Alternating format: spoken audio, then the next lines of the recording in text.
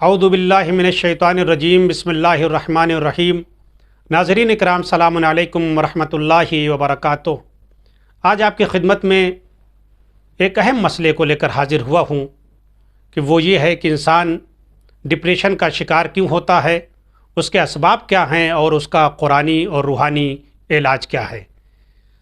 انسان روزمرہ کی زندگی میں انسان کے لیے بہت سارے اتفاقات اور حادثات رونما ہوتے ہیں جو انسان کے غمگین ہونے کا، انسان کے اضطراب کا سبب قرار پاتے ہیں۔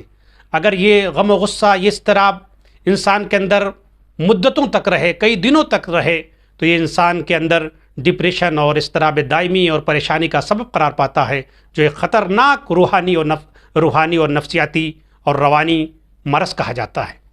آج کے زمانے میں ہر انسان اس مرض سے دوچار ہے، چھوٹا ہو بڑا ہو، امیر ہو غریب ہو، مرد ہو عورت، ہر انسان کم بیش اس مرض سے مبتلا ہے، لہٰذا اس پر خاص توجہ کرنے کی ضرورت ہے۔ ماہرین نفسیات کا کہنا ہے کہ انسان ڈپریشن میں جاتا ہے، اس کے 3 سبب ہیں۔ ایک سبب یہ ہے کہ انسان اپنی بنسبت نگیٹو فکر رکھتا ہے، اور یہ فکر رکھنا انسان کے اندر احساس حقارت کو پیدا کرتا ہے اور انسان پھر ڈپریشن میں چلا جاتا ہے۔ دوسرا سبب ڈپریشن میں جانے کا، اضطراب میں جانے کا، یہ ہے کہ انسان بدگمانی انسان کے اندر پیدا ہو جاتی ہے، دوسروں کی بنسبت بدگمان ہوتا ہے، لہٰذا انسان ڈپریشن میں چلا جاتا ہے۔ تیسرا سبب کیا ہے کہ فیوچر کی بنسبت انسان نا امید ہوتا ہے، اور نا امید ظاہر سی بات ہے جب ہوگا تو انسان کے اندر اضطراب پیدا ہو جائے گا، انسان ڈپریشن میں چلا جائے گا۔ آئیے قرآن مجید سے اس کا حل پوچھتے ہیں۔ قرآن مجید سے اس کا حل پوچھتے ہیں کہ انسان احساس حقارت کا شکار جو ہوتا ہے اس کا علاج کیا ہے۔ قرآن کہتا ہے وَلِلَّهِ الْعِزَّةُ وَلِرَسُولِهِ وَلِلْمُؤْمِنِينَ۔ قرآن کہتا ہے کہ عزت اللہ کے لیے، عزت رسول کے لیے، عزت مومنوں کے لیے ہے۔ اللہ نے مومنین کو عزت دیا ہے، لہٰذا انسان اپنے اندر ذلت کو محسوس نہ کرے۔ ظاہر سی بات ہے جب انسان اپنے اندر عزت کو محسوس کرے گا تو انسان اضطراب سے دور ہو جائے گا، اضطراب سے ابھر کر باہر آ جائے گا، اضطراب اور مشکلات اس کے اندر سے دور ہو جائے گا۔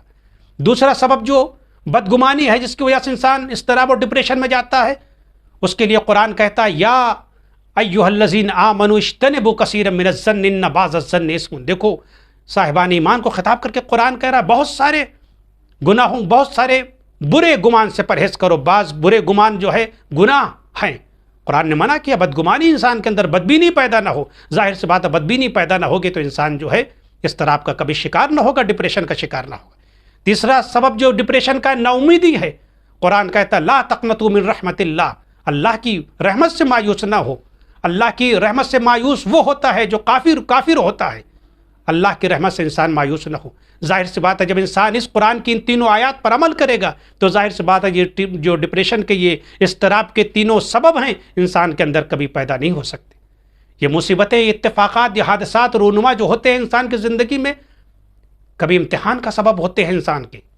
انسان کو اس پر صبر و تحمل سے کام لینا چاہیے۔ قرآن کہتا ہے وَلَنَبْلُوَنَّكُمْ بِشَيْءٍ مِّنَ الْخَوْفِ وَالْجُوعِ وَنَقْصٍ مِّنَ الْأَمْوَالِ وَالْأَنفُسِ وَالثَّمَرَاتِ وَبَشِّرِ الصَّابِرِينَ الَّذِينَ إِذَا أَصَابَتْهُمْ مُصِيبَةٌ قَالُوا إِنَّا لِلَّهِ وَإِنَّا إِلَيْهِ راجعون۔ قرآن کہتا ہے یہ مشکلات، یہ مصیبتیں جو تمہارے پر آتی ہیں، یہ آزمائش، امتحان کا سبب ہے، اس پر تمہیں پریشان ہونے کی ضرورت نہیں ہے۔ قرآن کہتا ہے پریشان نہ ہو مشکلات میں، بلکہ کہو انا للہ و انا الیہ راجعون، ہم اللہ کے لیے ہیں، اللہ کی طرف واپس جائیں گے۔ بہت سارے ڈپریشن اور اضطراب کا سبب کیا ہے کہ کوئی چیز ہم سے فوت ہو گئی، ہمارے پاس سے چلی گئی، ہمیں اضطراب پیدا ہو جاتا ہے، ڈپریشن میں چلے جاتے ہیں۔ قرآن کہتا ہے نہیں، بہت ساری چیزیں ممکن ہے جس کو تم پسند کرتے ہو تمہارے لیے شر کا سبب ہو، اور جس چیز کو تم پسند نہ کرتے ہو وہ تمہارے لیے خیر کا سبب۔ اسی لیے ائمہ معصومین نے کہا کہ جو چیز اللہ ہم پر نازل کر دیتا ہے ہم اسے پسند کرتے ہیں، لہٰذا یہ مشکلات، یہ مصیبت کو انسان صبر و تحمل سے مشکلات میں کام لے۔ اور بعض ورد بیان کیے گئے ہیں کہ انسان کے اندر اضطراب پیدا ہو جائے، پریشانی پیدا ہو تو اس کو دور کرنے کے لیے انسان حسبنا اللہ و نعم الوکیل کا ورد کرے، یا ورد یونسیہ لا الہ الا انت سبحانک انی کنت من الظالمین، اس کا ورد کرے۔ اس سے کیا ہوتا ہے؟ انسان کی مشکلات، پریشانی، غم و غصہ انسان کے اندر دور ہوتا ہے۔